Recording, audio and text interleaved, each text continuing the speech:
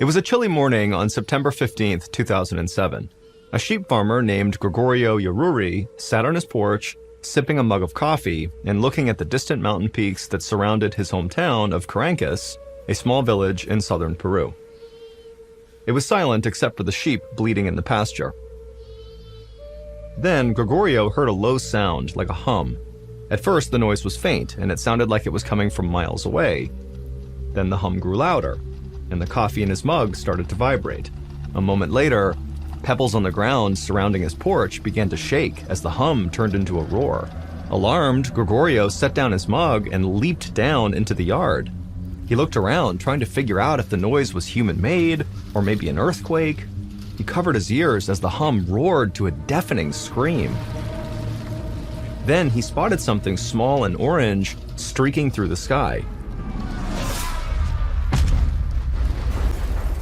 An instant later, a sonic boom whipped across the valley, shattering a window in Gregorio's house. He was thrown onto his back and he rolled a few times before steadying himself in the dirt. Noises began to erupt all across the plain. Gregorio could hear dogs howling and shouts coming from some of the neighboring farms. Gregorio was bracing himself for something else to happen, but the sky above him was bright blue again. So he stood up, feeling totally shell-shocked, as he brushed the dust from his pants. He scanned the horizon for some clue as to what had caused this explosion. In the distance, he could see a plume of thick black smoke rising 100 feet into the air. At first, Gregorio was filled with dread. Then, a sense of determination swelled up inside of him. He needed to know what had just fallen from the sky. He ran for the bicycle he kept leaning up against the side of his house. He brushed the glass shards from his broken window off the seat, and then he hopped on and he set his feet on the pedals and took off towards the tower of smoke.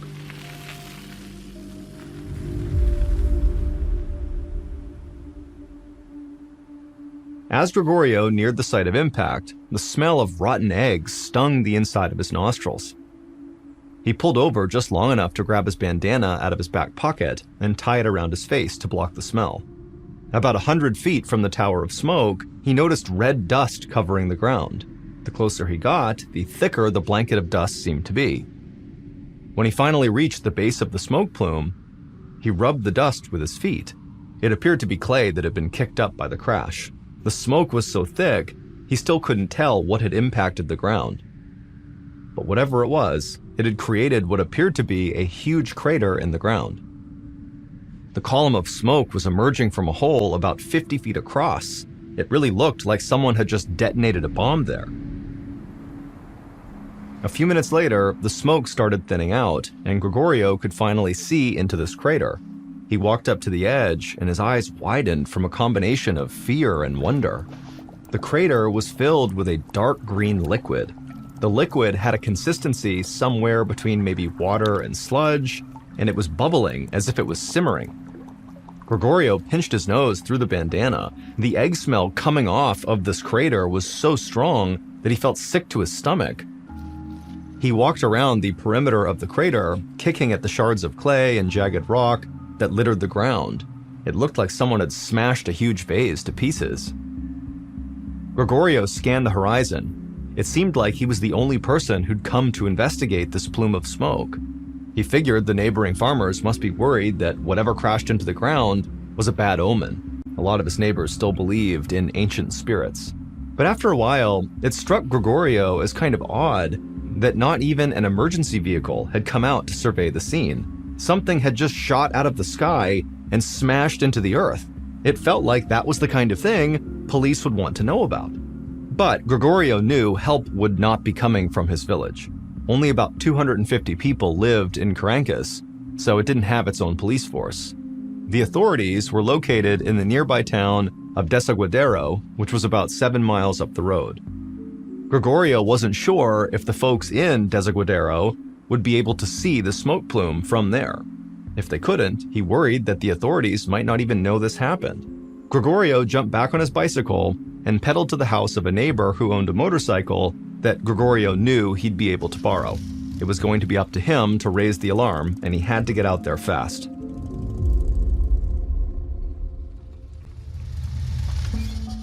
About 20 minutes later, Gregorio parked his borrowed motorcycle in front of the police station in Desaguadero and then walked inside. He was greeted by a tired-looking receptionist with the phone pressed to her ear. It seemed like she'd been talking to people for hours. 3 deputies were talking loudly about an airstrike. It took a minute for Gregorio to realize what was going on. The police did know about this explosion. One of them had seen the orange streak in the sky, but they thought that Carancas had actually been struck by a missile. Gregorio waved down one of the officers and explained he had seen a crater filled with this green ooze that smelled terrible. The officer disappeared into a back room for a moment, and then he returned with the chief of police. They asked if Gregorio could lead them to the crash site. Gregorio agreed. Soon, he was back on his neighbor's motorcycle, leading police cars along the 7-mile road back to the Carancas countryside. As the crash site came into view, Gregorio could see people moving around the rim of the crater. As he drew even closer, he realized that dozens of villagers from Carancas had come to see what had caused the smoke. He guessed that when the black plume of smoke had dissipated, the neighbors figured it was now safe to come take a look. Gregorio pulled over his motorcycle about 20 yards from the crater and dismounted. The police cars fanned out around him. As policemen approached the perimeter of the crater, Gregorio noticed his neighbors picking up rock fragments as souvenirs and pointing at the green liquid at the bottom of the massive hole. Gregorio overheard a nearby couple speculate that maybe this was the result of a missile strike from Peru's neighbor and rival, Chile. One teenage boy was talking excitedly, telling his friends they were probably just attacked by a UFO. An old woman, who Gregorio assumed was the boy's grandmother, told him to be quiet. This was clearly a sign of bad things to come, a curse sent by the spirits. She sounded terrified. Gregorio did not find any of these theories very convincing. However, he wasn't ready to offer any of his own.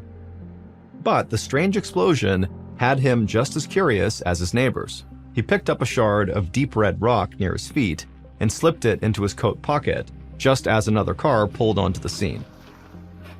Gregorio recognized the mayor of Carancas, Maximiliano Trujillo. Mayor Trujillo stepped out of the back seat, squinting in the sunlight. The mayor walked toward the crater, looking stunned. He stopped right next to Gregorio and asked what happened. Gregorio just shrugged, still in disbelief.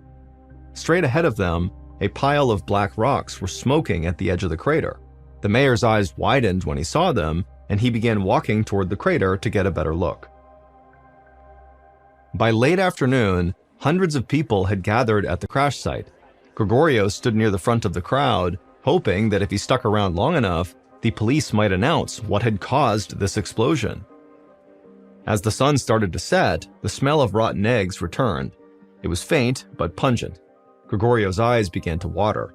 He pulled his bandana back up over his face, but that didn't work anymore. The smell was giving him a headache. A few minutes later, a short woman standing near Gregorio leaned over and began vomiting, and she wasn't the only one. People all around the crater were starting to get sick. Between the rotten smell coming off the green sludge and now the vomit, the air around the crater was now so thick that Gregorio thought he might faint. He fought his way through the crowd back to his motorcycle and sped off towards home, sucking in the fresh air as he went.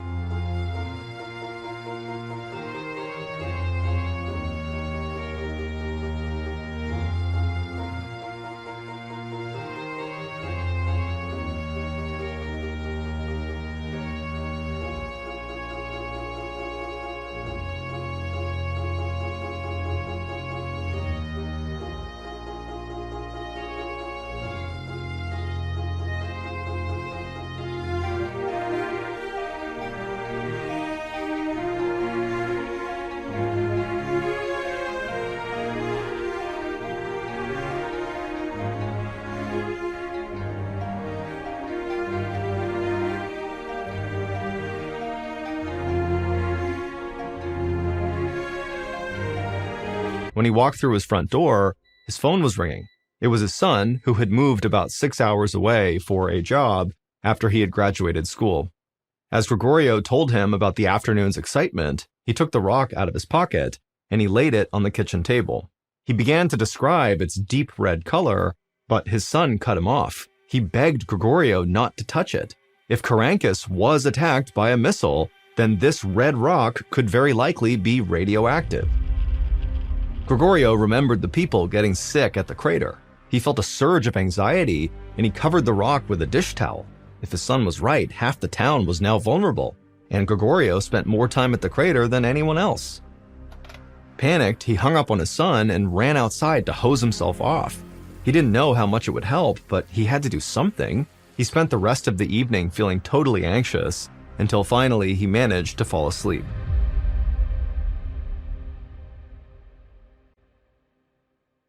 The next morning, Gregorio woke up with the sun as usual. He still felt a bit queasy, but no worse than the night before. He breathed a big sigh of relief, because he figured that radiation poisoning would have made him feel a lot sicker by now, and so probably he was in the clear. As the sunrise turned the sky a vivid pink, Gregorio walked out of his house towards the sheep pen. He grabbed tufts of hay and dried grass and scattered them on the ground, and the sheep came running over to graze. Gregorio watched until one of the sheep picked its head up and ambled away. Then he noticed something unusual. There were dark splotches on the hay right where the sheep's head had been. It took Gregorio a moment to realize what he was looking at. He walked over and grabbed the sheep that had ambled off, and he lifted its head up, and blood was trickling out of its nose. Then he looked at the ground. Another splotch of blood stained the hay beneath his feet. As he walked the length of the pen, he found drops of blood spattered all over the ground. Gregorio rushed inside and called his vet, expecting to leave a voicemail since it was still early, but to his surprise, the vet actually picked up. He sounded wide awake, like he'd already been up for hours. He said that he'd been getting calls all morning. Livestock across Carancas were getting sick. The vet promised to make Gregorio's farm his next stop. Gregorio thanked him and hung up. He had no idea what kind of sickness had emerged from that crater, but it seemed like it could be deadly.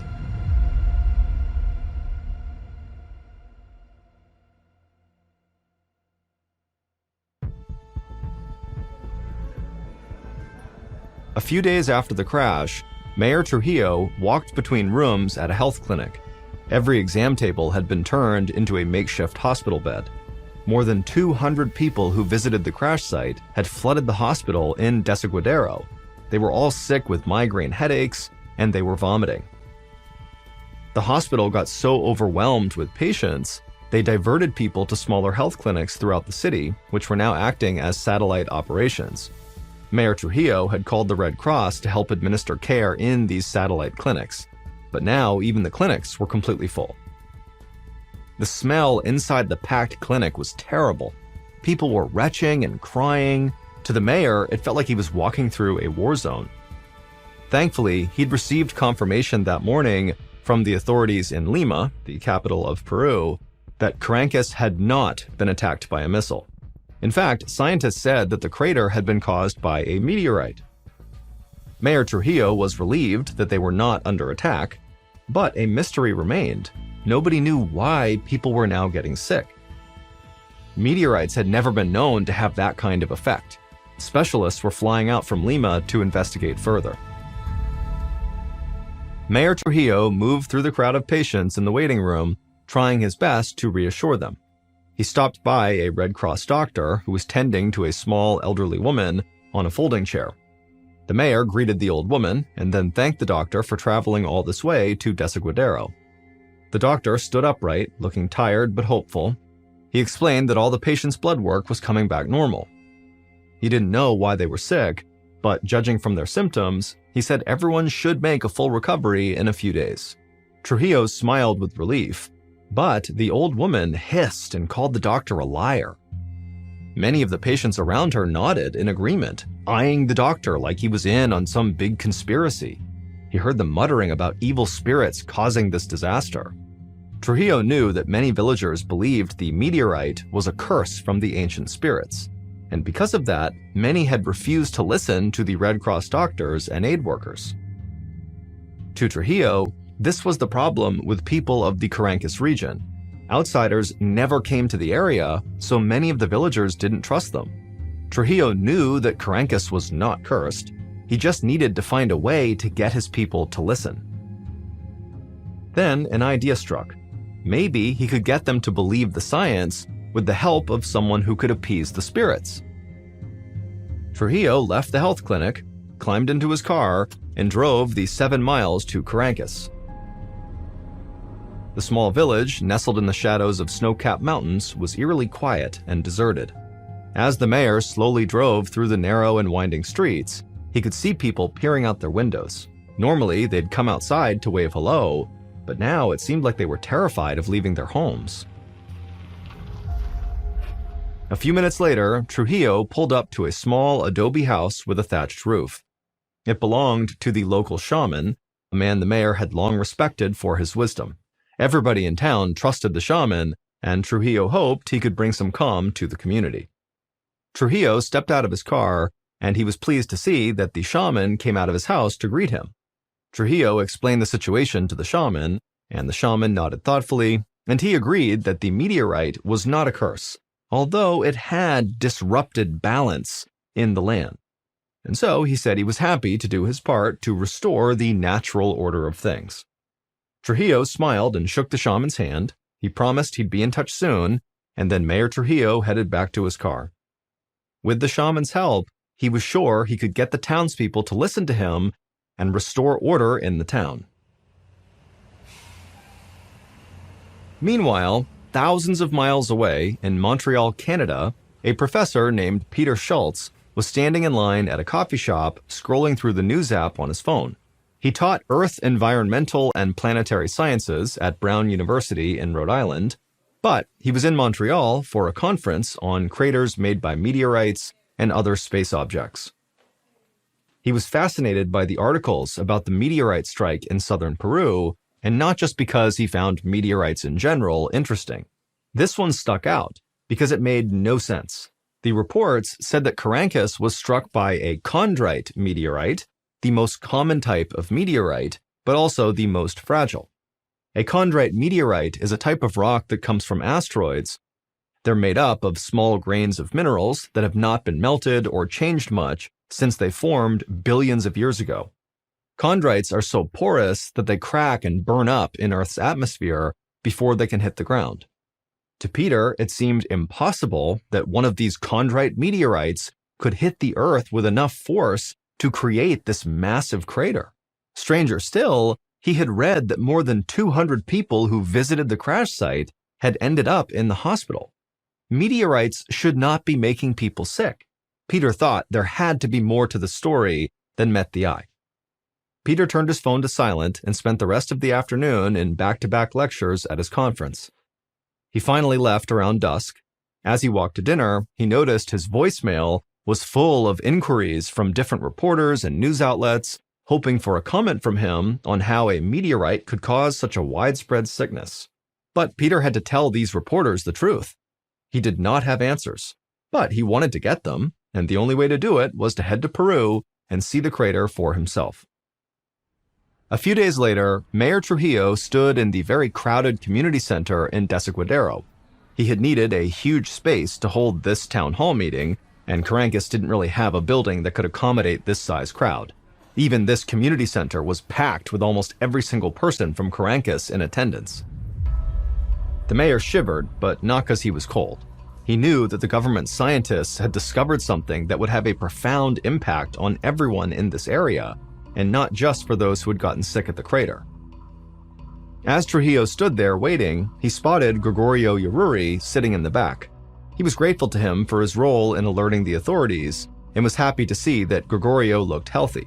In fact, most of the locals who'd gotten sick were starting to feel better. But Trujillo knew if they didn't listen to the scientists, then things could get worse again. Trujillo had invited 2 guests to this meeting. One was the local shaman, and the other was a geologist named Luisa Macedo. She was one of the scientists flown in by the government. The mayor made his way to the front of the crowd and called for silence. He had to choose his words carefully to avoid panicking those who believed that Carancas was actually cursed.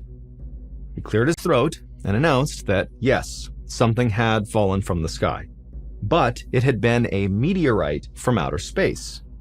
Before anyone could argue with him, he called the shaman over to join him and asked if he could prepare a sacrifice. It needed to be something that would appease the spirits in case they were the ones who sent the meteorite crashing to Earth. The shaman nodded. He told the crowd that they had rightfully sensed that the meteorite had unbalanced the land, but he reassured them that the correct sacrifice would help appease any unhappy spirits.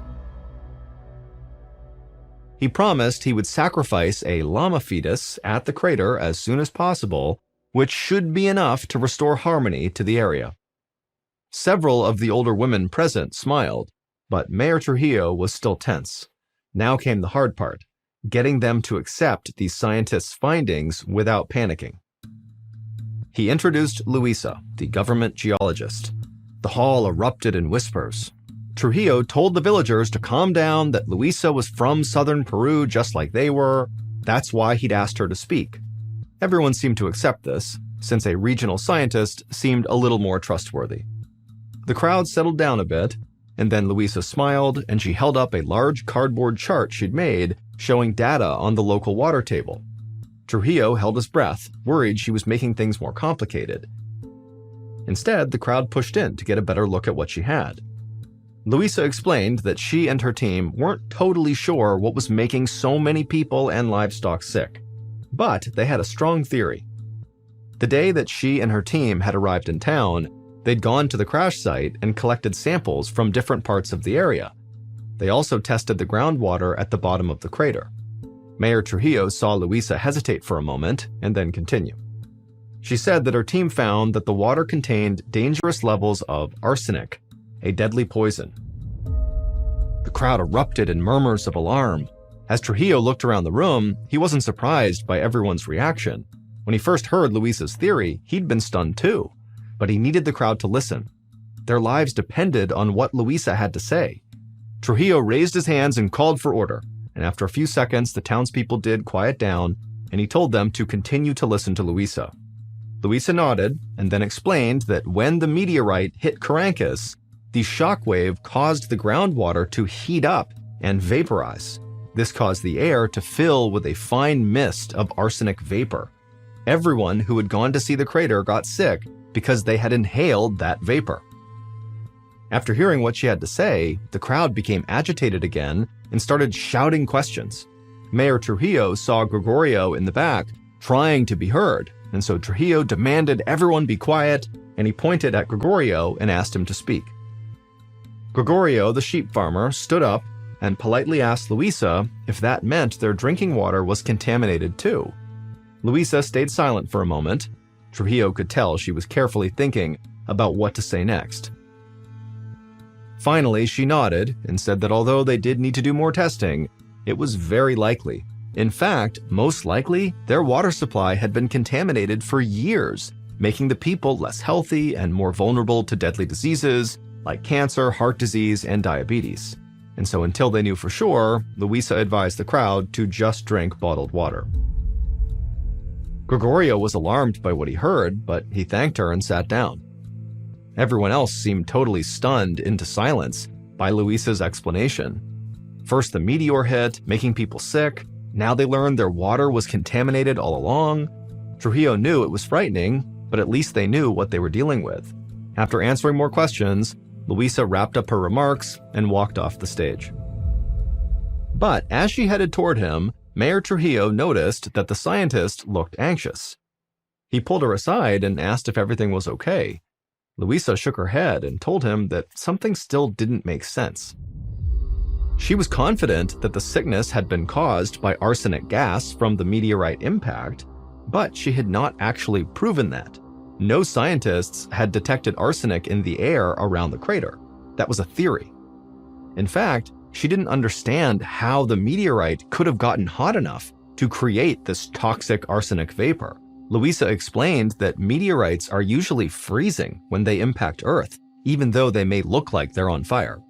That's because space is extremely cold, with an average temperature of negative 454 degrees Fahrenheit.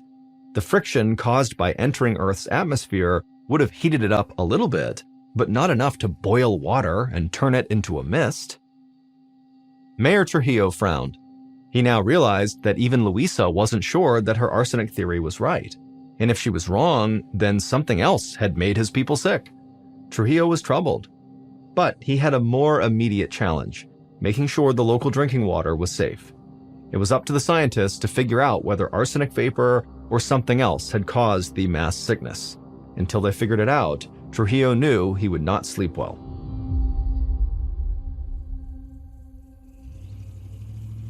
A little over 2 months later, in December of 2007, Professor Peter Schultz arrived in Carancas to investigate the crash site. On a dry and sunny day, he drove through the winding roads of the rugged countryside until he reached the crater. Even though the rainy season had nearly filled it with water, he was struck by how massive it was. Peter had heard about Luisa Macedo's discovery of arsenic in the water. There was no debate that there was arsenic in the water itself, but so far, nobody had been able to explain how, or even if, arsenic got into the air. Until that was proven, there was still the possibility that some other chemical from the meteorite's impact had made everyone sick. If that was the case, the people of Carancas could still be in danger. Peter was determined to find the answer and make sure these people were safe. And over the next few weeks, he was able to slowly form a theory that connected all the dots. Usually, when chondrite meteorites shoot through the Earth's atmosphere, their fragile makeup causes them to shatter into hundreds of tiny pieces, which turn to ash long before they ever reach the Earth's surface. And that's what should have happened with this meteorite. Peter concluded that the Carancas meteorite survived its passage through the atmosphere because of its high speed and shallow entry angle. He believed that these factors, along with the heat from the Earth's atmosphere, caused the outer layers of the meteorite to melt and fuse back together. That made it dense enough to make it through the atmosphere, where it became superheated and unleashed the arsenic vapor once it hit the ground. All this meant that the people of Carancas were safe. It was the meteorite and not some other unidentified danger that heated up the arsenic-laced water and turned it into vapor. Thankfully, the damage caused by the meteorite's impact was not permanent. All the people who'd gotten sick, including Gregorio Yaruri, made a full recovery, and so did all the animals. Thanks to the research of Luisa Macedo and the other scientists, arsenic was detected in the drinking water, and nonprofit organizations have installed measures to make it safer. Even though the water is cleaner and the arsenic gas is long gone, the people of Carancas will always remember when, in a way, they were attacked by a UFO. The temperature was closing in on a hot 90 degrees Fahrenheit in Philadelphia, Pennsylvania, as Ray Brennan pulled open the heavy glass door of the Bellevue Stratford Hotel on July 21, 1976. But the heat outside was the last thing on Ray's mind. He was just excited to be here at the Pennsylvania Convention of the American Legion, the nation's biggest veterans group. Ray, a retired Air Force captain, was now back among his people. Ray was 61 years old, and he had never married, but in some ways, he was married to the Air Force. His career spanned more than 2 decades, from the eve of World War II until 1960, when heart troubles forced him to retire. He never saw combat, but he helped save lives by running hospitals for wounded airmen in the Korean War. Ray walked a little taller when he was at these conventions. He knew that to an outsider, this gathering of more than 4,000 Legionnaires might look like a bunch of older men and women with graying hair, a lot of them wearing uniforms that didn't fit quite as well as they used to. But Ray knew that the people in the huge marble lobby in front of him were the everyday heroes who had risked their lives serving their country from World War II to the Vietnam War. And Ray was one of them. To all these veterans, he was Captain Ray Brennan, bookkeeper for American Legion Post Number 42 in Towanda, Pennsylvania. As Ray straightened his shoulders and began his first round of handshakes with old friends, he felt a twinge of regret. Ray knew that if he had not had that second heart attack in 1960, he'd still be on active military duty until mandatory retirement at 64 years old. Still trim and fit, Ray was sure he still had what it took to wear the uniform. But Ray gave himself a shake to snap out of it. He knew he had a good life. Even his years out of the military were not so bad. A passionate seashell collector, Ray had been asked by the Smithsonian Institution to help organize the National Shell Collection. He even got a seashell named after him. And anyway, Ray had been looking forward to this convention for months. And now that he was actually here, he didn't want to waste time regretting the past. For the next 3 days, Ray had a great time, telling stories, listening to speeches, and catching up with people he loved over dinner and drinks. Then, on July 24th, he made the 180-mile drive back home to Towanda, a town of 3,000 people near the New York border. 2 days after he had returned from the convention, Ray was sitting in his kitchen, still talking about the convention to his sister, Maisie Travis, when suddenly, Ray stopped talking mid-sentence and clutched his chest. He had this shooting pain that felt almost like it was burning, and it left Ray breathless and struggling to keep from falling out of his chair. His sister, Maisie, dropped her newspaper and grabbed her brother by the arm to steady him, and she said she would call Ray's doctor right away. But Ray really didn't want the help. He was terrified of having another heart attack, but this pain, it just felt different. It felt like his heart was just racing. He was sure it would just pass. Shuffling slowly into the living room, Ray collapsed into his favorite armchair, and he told his sister that he was just worn out from all the socializing and eating too much rich food and staying up too late swapping war stories, and that he really just needed to close his eyes and let this thing pass. And before long, Ray fell asleep. But when he woke up from his nap, Maisie could tell that Ray was worse, not better. His face was pale and it was getting harder for him to breathe. By the afternoon, he was literally gasping for breath, which really frightened Maisie. So Maisie sat down next to him in his armchair and insisted that he go to a hospital. Ray still hated the idea, but his breathing was getting so labored that he was getting scared too, and so he reluctantly agreed. They slowly walked out to her car, and then after getting inside, Maisie drove him to a hospital in the next town over. When they arrived, a nurse immediately placed an oxygen mask over Ray's nose and mouth. Then she took his temperature and saw that he was running a fever of 102 degrees Fahrenheit. The nurse helped Ray onto a gurney and wheeled him into the emergency room for more tests, which would include chest x-rays. Ray felt grateful that he could just lie down. A little while later, Maisie stood at Ray's bedside and held his hand as an emergency room doctor walked in with a very concerned look on his face. The x-ray they had taken showed that Ray had a dangerous buildup of fluid in his lungs. That's why Ray was gasping for breath. The doctor asked Maisie to please step out for a moment, and then once she had, the doctor told Ray that he was going to drain the fluid in his lungs himself. The doctor helped Ray sit up and lowered his gown to expose his ribcage, and then the doctor grabbed a long hollow needle from a nearby instrument tray. Ray winced in pain as the doctor inserted that long needle between Ray's ribs and into the space around his lungs. And then soon, the doctor was using that needle to suction out some of the fluid, relieving the pressure Ray was feeling. And for a few minutes after this procedure, Ray breathed a lot easier. But it didn't last. Within a half hour, Ray was gasping again and spitting up pinkish foam from deep inside of his lungs. The doctor drained the fluid again and again, but each time the liquid came right back. The doctor had never seen anything like it. It was almost like Ray was drowning in his own fluids. The doctor explained to Maisie that her brother's heart condition had already weakened him, and now his respiratory system was crashing and there was little doctors could do if they couldn't remove the fluid. His condition would only get worse. And so the doctor told Maisie that he did not think Ray would live much longer. Maisie choked back tears as the thought of losing her sweet-natured brother sunk in. Ray had always been so careful of his health ever since his heart problems forced him to retire young. How could he now be at death's door? Less than a week later, and 80 miles away, Dr. Ernest Campbell stood in an examination room in Bloomsburg Hospital. His patient, a 48-year-old World War II veteran named Sam Morris, was running a high fever and having difficulty swallowing. Dr. Campbell feared that Sam might have typhoid fever, a brutal and extremely rare disease that often comes from swallowing sewage-contaminated water. Campbell had seen a lot of this disease when he was working for the Peace Corps in Kenya, but it was almost unheard of in the United States.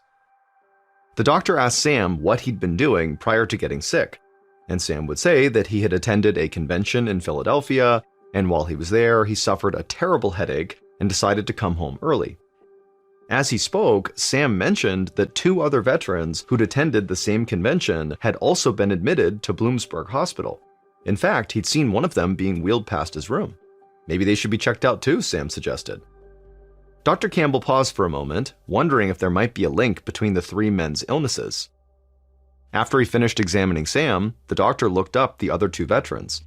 He found that they all had very similar symptoms, and one of the men, an 82-year-old widower named Bill Baird, was even sicker than Sam.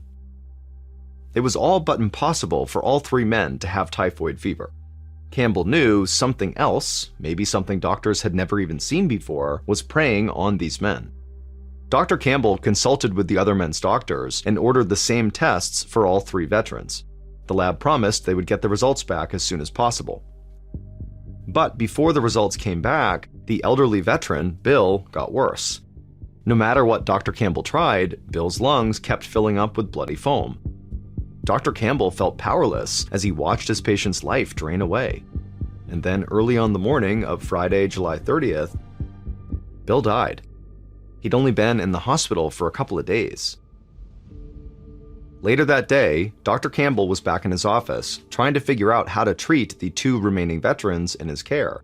He was just thankful that the 2 patients were younger and stronger than Bill had been. He hoped their bodies would be able to fight off the disease on their own. While Dr. Campbell looked over their charts, a nurse knocked on his door. She had the veterans' test results. Dr. Campbell eagerly grabbed them from her, desperate for any indication of what he was fighting. But as he looked the results over, Dr. Campbell's hope drained away. The results were inconclusive. There was nothing telling him how he could treat this mystery disease. Dr. Campbell realized he was not capable of tackling this disease on his own. Whatever had infected the veterans was extremely deadly. If it was contagious, it could be the start of a massive epidemic. He put down the test results, then picked up the phone and quickly dialed the number for the federal health authorities. He knew he had to get through and tell someone before this situation got even worse. Dr. Campbell had barely put the phone down before the news media began to hear rumors about a mysterious disease that seemed to be striking veterans who attended this American Legion conference in Philadelphia. The COVID pandemic was decades in the future, but even then the public was anxious about the possibility of a disease that could spread wildly, potentially killing millions of people. The Chicago Tribune newspaper compared this Philadelphia outbreak to a popular movie at the time, The Andromeda Strain, that imagines a disease from outer space that comes to a small town on Earth and sets off a tidal wave of sickness and death. And so after that news story broke, doctors all across the country started getting all these calls from patients reporting respiratory symptoms and wondering if they too had the mystery disease. Many did not. They just had chest colds. But their panicky calls jammed up the emergency lines from coast to coast. 3 days after Dr. Campbell called for help, Dr. David Sensor rushed through the front doors of the Centers for Disease Control and Prevention in Atlanta, Georgia. The CDC was home to the world's foremost disease detectives, with a mission to prevent outbreaks both in the United States and also abroad. The 51-year-old head of the agency, Dr. Sensor, had gotten word over the weekend of an emerging health crisis in Pennsylvania. Dr. Campbell at Bloomsburg Hospital was one of the first people who had called it in. The CDC took Campbell's call very seriously, especially as a flood of other calls about sick veterans around the state poured in. Despite the early hour, the building was buzzing with activity. Phones were ringing off the hook, and staff were running around passing documents to each other. Dr. Sensor reached his office, where several senior officials were waiting for him. He sat down at his desk, and they briefed him on everything they had learned. Over the weekend, a mysterious epidemic had spread like wildfire. So far, the agency knew that a total of 37 people throughout Pennsylvania had been hospitalized with headaches, chest pains, fever, and lung congestion. 13 of them had died. Dr. Sensor rubbed his forehead and let the information sink in. He asked if they'd made any progress on identifying the cause of the disease, but everyone in the room just shook their heads. They didn't even know if this disease was caused by a bacteria, a virus, or something else. The only thing they knew was that almost everyone who got sick had attended that veterans conference at the Bellevue Stratford Hotel from July 21st to the 24th. But this clue only raised more questions. not everyone who was sick had actually been inside of that hotel. A bus driver from Western Pennsylvania who had simply dropped passengers off in front of the hotel and a female bank teller who worked across the street from the hotel had both died that morning.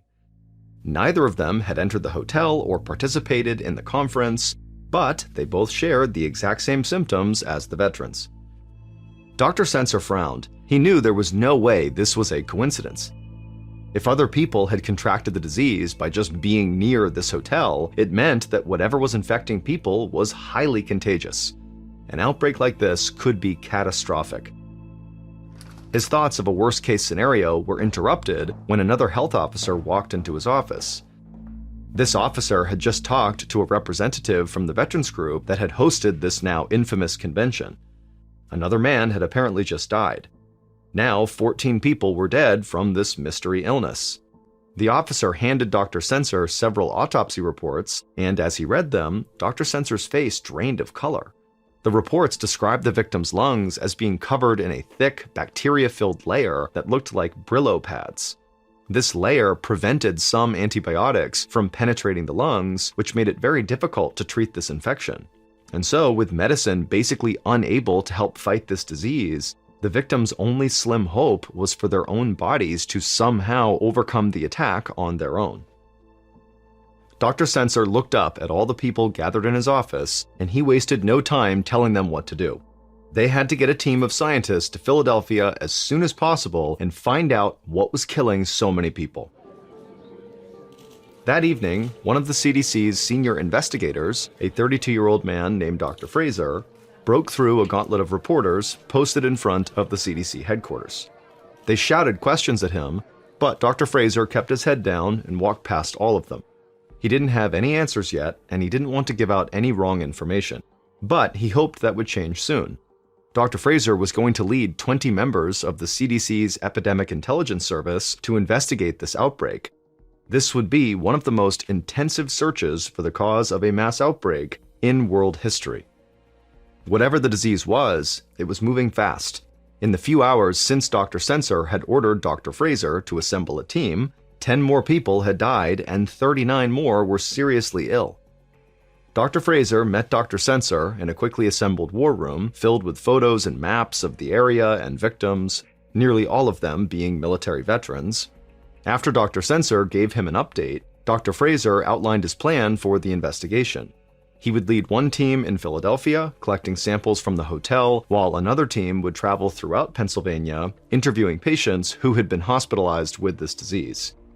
He was confident that they would be able to figure out any common patterns between the various patients and find whatever was causing this. Dr. Sensor agreed that this was the best approach, and so he shook Dr. Fraser's hand, wished him luck, and sent him home to pack.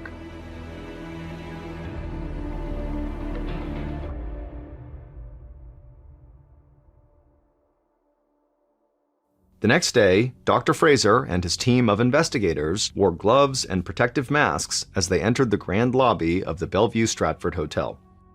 Just 2 weeks earlier, it had been packed with veterans and their families. Today, it was nearly empty, except for a few startled-looking staff members.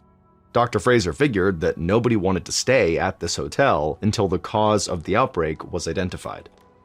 The investigators' footsteps rang out on the marble floor as they walked to the reception desk and explained their mission: to gather physical evidence inside of this hotel that could be tested for the disease. The team went to work. Dr. Fraser instructed them to gather samples from every surface and object in the hotel. Then he reached into his satchel and pulled out a small plastic test tube. He unscrewed the top, which held a cotton swab soaked in a special solution.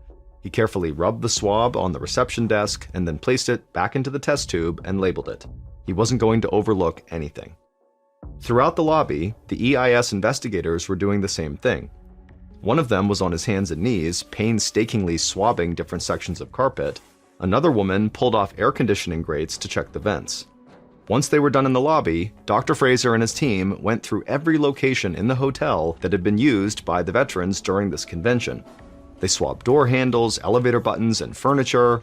They moved through the hotel's kitchens and bars, swiping the insides of water pitchers, coffee pots, and silverware. They collected bits of food and the ashes from the bottom of ashtrays. And then several hours later, Dr. Fraser led a team up to the roof of the hotel, 20 stories above the city. The hot August sun beat down on all of them as they scraped up bird droppings next to a large cooling tank. Dr. Fraser thought that sick pigeons might have carried the virus and maybe somehow transmitted it to the veterans, and so that's why they had to check the droppings. A little while later, the team was relieved to return to the cool lobby of the hotel. They sealed their samples in a container to be sent back to the laboratory for examination. The answer to what caused the deadly disease had to be somewhere inside one of those test tubes. Once the samples were collected, they were sent straight to the CDC's lab in Atlanta. Dr. Sensor had assembled some of the country's best scientists to test them for every disease imaginable. One of those scientists was a young microbiologist named Joseph McDade.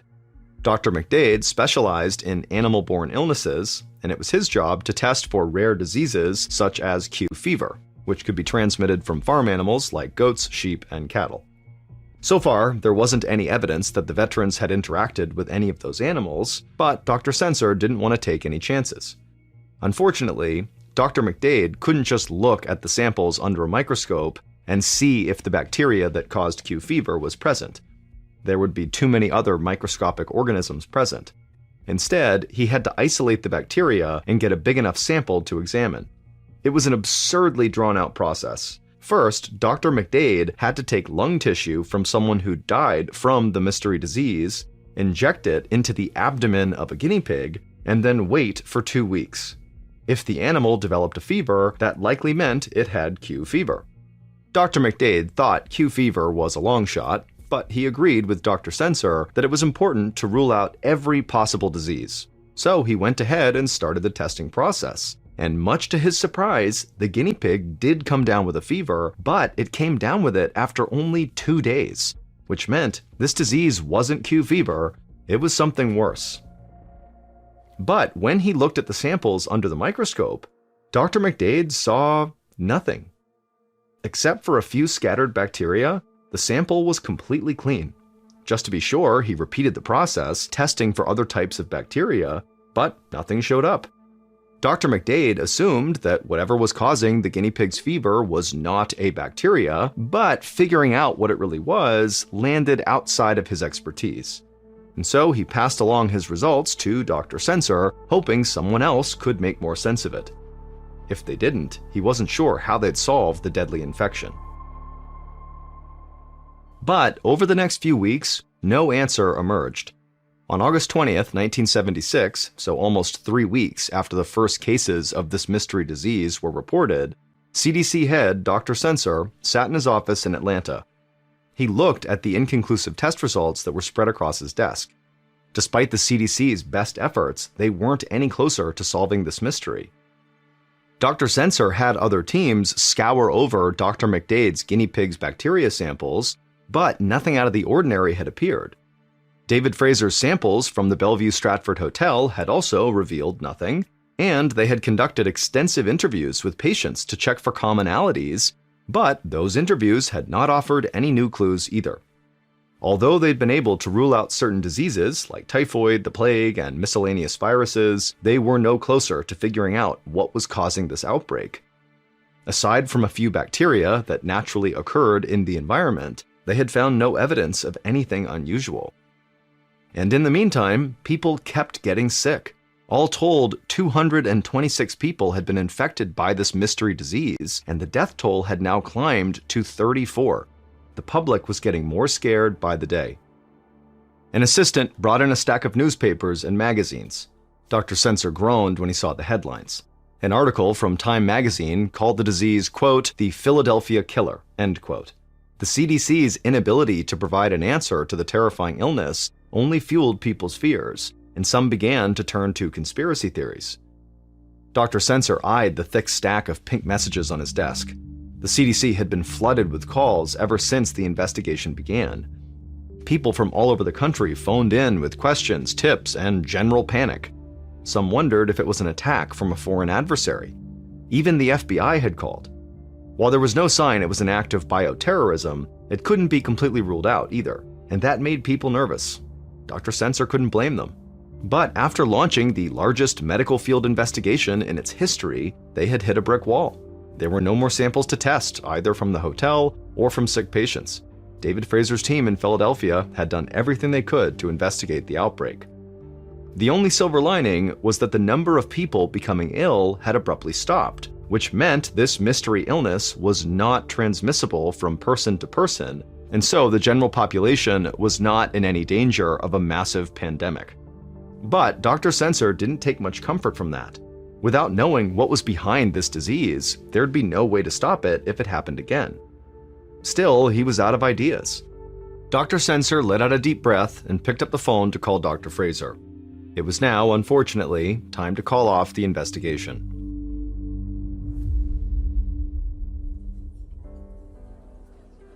Five months later, in December of 1976, Joseph McDade, the microbiologist who had conducted the Q fever tests, poured himself a drink at a holiday party in Atlanta. Dr. McDade was ready for the year to end. The past few months had been deeply frustrating. Ever since the investigation had been called off in August, Dr. McDade and his colleagues at the CDC had been under severe scrutiny. The head of the CDC, Dr. David Sensor, had even been accused by Congress of running a sloppy investigation. Public confidence in the health organization was at an all-time low, and Dr. McDade didn't know how they could get anyone to trust them again. As Dr. McDade chatted with some friends, someone tapped him so hard on the shoulder that he almost spilled his drink. Dr. McDade turned around and saw that it was one of his neighbors. The man was red in the face and he was holding a glass of whiskey in his hand, and so Dr. McDade could tell, this guy was drunk. But before he could say anything, the neighbor jabbed Dr. McDade in the chest with his other finger and said he knew Dr. McDade worked for the CDC. Then the neighbor ranted about how badly the CDC had failed the American people, and that people like him, Dr. McDade, were why the Philly killer had claimed so many lives. Dr. McDade took a step back, totally stunned, and then before he could respond, the neighbor had turned and walked away. Dr. McDade turned back around to his friends, but he couldn't focus on the conversation anymore. He wasn't angry at the confrontation. The man had been harsh, but he was right. Dr. McDade felt an overwhelming sense of failure for not being able to help crack the case. For the rest of the week, that feeling of failure stayed with Dr. McDade until he couldn't take it anymore. One day during the week between Christmas and New Year's, Dr. McDade headed to his lab at the CDC. No one else was there. Dr. McDade stood alone in a dark room surrounded by lab tables and microscopes. A string of blinking lights on the ceiling and a half-empty gift basket were the only reminders that it was the holidays. Dr. McDade wanted to look at the tissue samples again from Philadelphia just to kind of clear his conscience and make sure he didn't miss anything. So he pulled out the samples that he'd tested back in August, and he slid them one by one under the lens of his microscope. And once again, they were completely clean, except for a few stray bacteria shaped like little rods. Over the summer, he'd assumed these stray bacteria had accidentally gotten mixed into the samples. It was impossible to avoid some level of contamination. Now, Dr. McDade wasn't so sure and wondered if there was more to them. He grabbed a few more slides from deep storage that he hadn't examined before, but they all looked the same. There were just a few rod-shaped bacteria floating around in each sample. But then, Dr. McDade examined one last slide from the lung tissue of a deceased veteran, and when he looked at it, he saw something that shocked him to his core. There weren't just a few of the rod-shaped bacteria. There was a giant cluster of them, far too many to be random contaminants. The answer had been in front of him the entire time. These little rod-shaped bacteria that he had written off had caused the outbreak. But before he could tell anyone, he had to be 100% sure he was right. So Dr. McDade grabbed more slides from the freezer and started running more tests.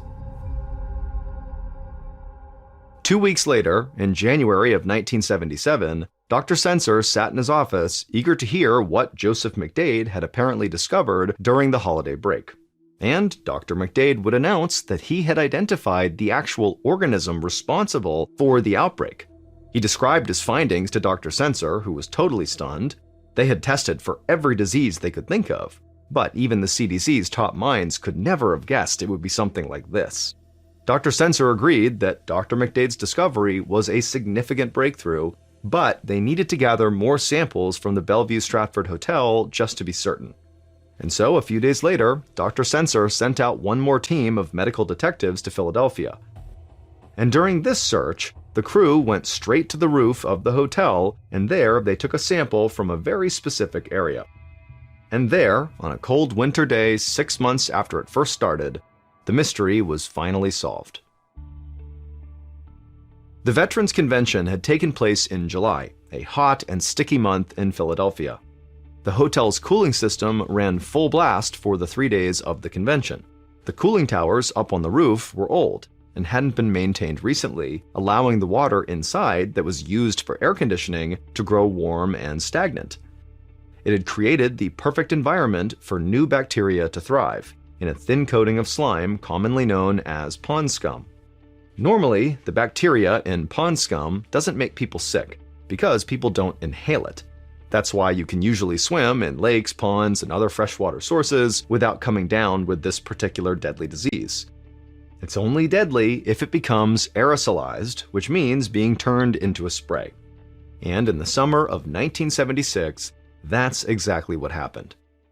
When the hotel's air conditioning system kicked on, the bacteria, which had grown in the cooling tower's warm water, was transported down through the system's pipes. It was then sprayed out as cooled air all over the thousands of veterans inside the hotel. Everyone who inhaled the air at the convention was breathing in bacteria-ridden water droplets. That included people like the bus driver and bank teller who had both died. They hadn't even gone into the hotel, but they had been exposed to the infected mist that had come off the cooling tower and fell onto the sidewalk below. Not everyone who inhaled the mist got sick, including most of the hotel's employees and other guests. This was likely because they were younger or did not have any other health risks that made them more susceptible to this bacteria. Now, nobody knew about this deadly mist because right after the convention, the air conditioning filters at the hotel had been cleaned. That's why the team of EIS investigators didn't find bacteria when they scoured the hotel for samples. But after Joseph McDade's discovery, they finally tested the cooling tank's interior, which had been missed before when they were doing all those samples. In the slime coating on the inside of the tower, they found the deadly bacteria that Dr. McDade had originally seen under his microscope. This bacteria was named Legionella in reference to the convention's attendees, the mostly male veterans who were all members of the American Legion. The condition they developed is now known as Legionnaire's disease, and while there are still occasional outbreaks today, thanks to the efforts of the CDC, Joseph McDade, and even the angry neighbor at the holiday party, this disease is now treatable and much less fatal. But that all came too late for Captain Ray Brennan, the conference attendee who had to retire early from the service because of his heart issues. Surrounded by his 2 brothers and 4 sisters, including Maisie, Ray died just before sunrise on July 27, 1976, holding one of his beloved seashells in his right hand. The official cause of death was listed as a heart attack, but he went down in history as the first of the 29 victims of Legionnaire's disease.